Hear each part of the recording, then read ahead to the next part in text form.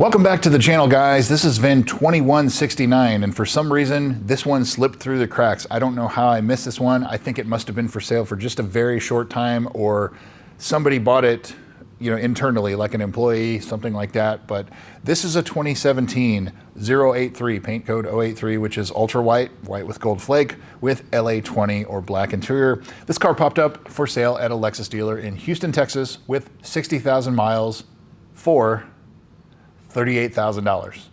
That is a steal of a deal, and you will see why later in the video. But it's a Texas car its whole life, and I'm pretty sure it's a one owner, no accident car too. So we'll look at that here in a minute. I think the reason that this one slipped through the cracks is I have notifications turned on all platforms, everything. And I also use visor.vin, not a sponsor, maybe one day they want to. Visor.vin, I have a premium account with them, and it catches anything that comes up for sale and when it sells. So it keeps track of the total time listed. And this car actually was listed for 10 days is what it shows before it was noted as sold. However, I think it sold right away. That's not always very accurate. I pulled a Carfax here today, a couple days after it sold, and it's still showing a one owner car.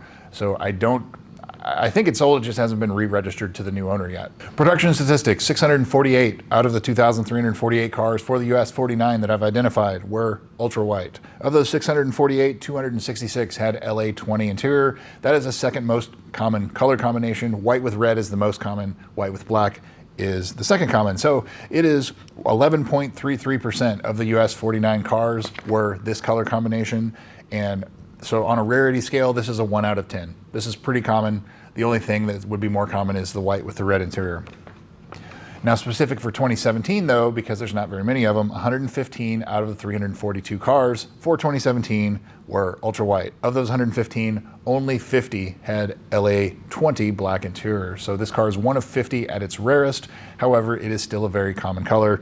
Almost 11.5% of the cars were this color combination. Carfax, Epic VIN, and AutoCheck. So as I said earlier, this is a one owner car. Carfax, one owner, no accidents. Epic VIN, one owner, no accidents. AutoCheck, one owner, no accidents. So this is a one owner, no accident car. It's a Texas car, and it has 60,000 miles for $38,000. This car probably should have been at least $15,000 higher. And so I don't know if maybe it was priced like a GS 350, but when I checked on KBB, that's like mid-20s. So, the math's not math in here, why it would be listed for this. Even a clean retail sale for a 2017, it's showing as like $48,000 on KBB. So the math's not math in here, why this car sold for $38,000. That also would be as to no surprise why it sold so quickly. Previous sales, this first one on sale in March of 2017 for $88,500. Still for sale in June for the same price, still for sale in September for the same price, and it finally sold in March of 2018. So this car was for sale for a year before it went to its first owner. And then now, November of 2025, 60,000 miles for $38,342. Insane. So now into the photos. This is one of the cars I have no photos of, not even when it was originally for sale, not in the forums, not in the for sale pages, nothing. I have nothing to go on other than the service history for condition. And so we'll look at that here and see, but you inspect the usual things. Look at the carbon fiber, look at the seat bolster wear on the driver's side, the exterior for any evidence of non-reported paintwork, but it looks like to me, there's all green flags here. I don't see any red flags concerning this car. As I said earlier, the price on this car, it should be closer to like $48,000 to $50,000. You can see in the graph here, the range of where this car is versus where the asking price was. Severely underpriced, and somebody got a smoking deal on this car as long as everything else checks out. Something else of note, on the window sticker, this car has the D7 option checked, which is the delivery straight to Toyota. It's not marked as a manufacturer vehicle on the Carfax. It's not noted as a manufacturer vehicle when it was sold, but it was delivered directly to Toyota first, maybe as a backup driving school car or a show car, something like that, but it was never titled by them, so therefore it was never sold by them. It was for sale at a dealer for almost a year. And it could be that maybe during that year, it was just kind of hauled around the country on a trailer or something and, shown at car shows or events. Could be something like that. I have seen a couple other cars. Our blue USB that we did, it was like that. It had like 50 miles before it was actually sold to the first owner, but it was D7 and a manufactured vehicle from new. So it's kind of an odd beginning to this car. However, I don't think it was a driving school car. So I don't think there's any worries of like a hard history early on for this car that would otherwise make it, like the front of it being completely peppered or something like that. So onto the service history. As I said, this car sat for sale for a year.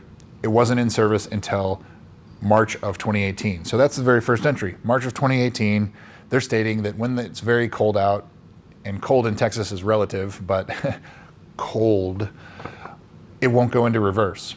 And they tried to duplicate it, no issue. Later that month, with 1,500 miles, so the first time it was 1,100, now it's 1,500 miles, 400 miles later, they said several times now, it won't go into reverse. And they tried to duplicate it, they checked codes, no history, no codes, nothing like that. And they did the JLB, the high pressure fuel pump recall.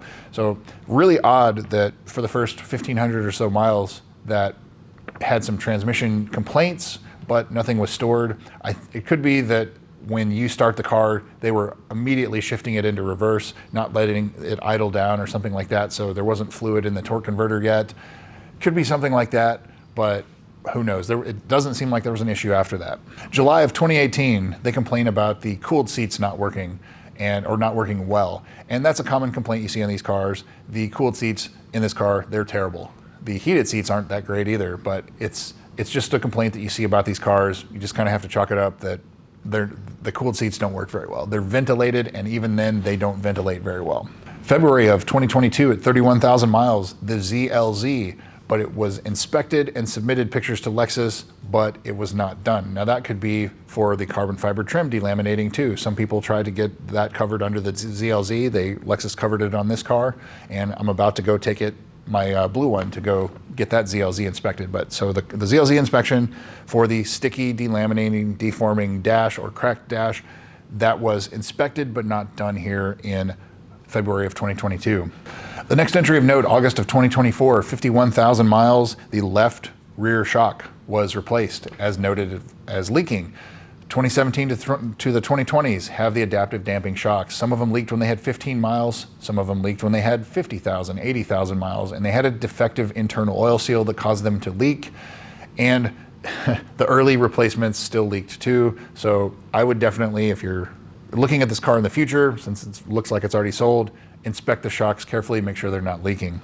In that service, they also replaced 2 rear tires. So that's at 51,000 miles, that's only 9,000 miles ago. And then the dealer prep on November 7th, 2025 at almost 60,000 miles, dealer prep for Value Line, which is their as-is, no warranty type of cars. So that's obviously this car is out of warranty and it's out of age. They can't certified pre-owned it. So it's a value car as is. But it looks like all they did is an oil change and a detail. So that probably tells you it didn't need brakes, it didn't need tires, didn't need anything like that. So this car is probably pretty good to go. It may have delaminating carbon fiber, but what is not done? Low pressure fuel pump hasn't been reprogrammed. The KLG has not been done. That is the GPS showing in the wrong location. The ZLZ was inspected, but it hasn't been done. The in-service date of this car is March 21st, 2017. So you have until March 21st of 2027 to get any of that done. So living in Texas, it's probably gonna get sticky and hot in the summer, and you can get your dash replaced free of charge by Lexus if it's even slightly sticky. So definitely something to look into for this car. But the other things, the HVAC servo sweep, none of that's been done. The brakes, question mark, don't see it done in the service history. Maybe it's been done DIY or an independent mechanic. But the 60,000 mile service would be the other one. The spark plugs, transmission service, differential service, inspect the belts, flush the brake fluid, things like that. The valley plate, that's the other one. Definitely on heat cycles and time, I would not be surprised if this car had a leaking valley plate. It is time to get it done, time to get it inspected, if nothing else. But otherwise, it's just the usual suspects, the usual things that you have to look at on these cars. But even without looking at the photos, this thing looks like it's going to be a fantastic car. So unless there's something that it has unreported paintwork or if it's completely beat up, it looks like it is a steal of a deal, whoever got this for $38,000. So if you're watching this and you bought this car, my hat is off to you. It is $38,000 was a fantastic buy for this car as long as there's no other issues. But would I buy this car? Absolutely. You know, it's kind of like the blue car that you saw me buy. It's for sale for a very short time. I already kind of did my homework on it, and when it popped up for sale, I jumped on it. And this feels like one of those cars. It was listed too cheap. It has no issues. One owner, no accident. As you've heard me talk about in other videos, there's less than 1,000 of these cars left here in November of 2025 that are clean title, no accident cars. And there's less than 5% that are clean title, one owner, no accident cars. And this is one of those cars. So, you know, I think it's a good one, but hopefully whoever bought this, you know, can affirm that. But it definitely looks like somebody got a fantastic deal on this car. I wish I had photos for you, but I don't. That's all I've got for you. So this is VIN2169. So congrats to whoever bought this one. Thanks again for watching, and we'll see you soon.